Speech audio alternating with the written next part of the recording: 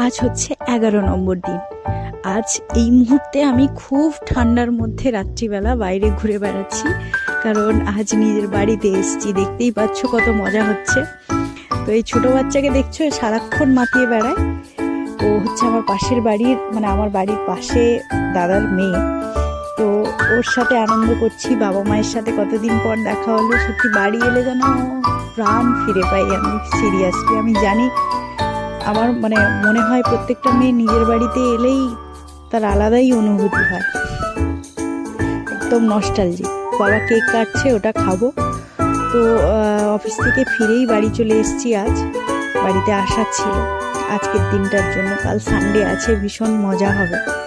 কিন্তু দেখতে দেখতে আমি 11 নম্বর দিনও ক্রস করেছি।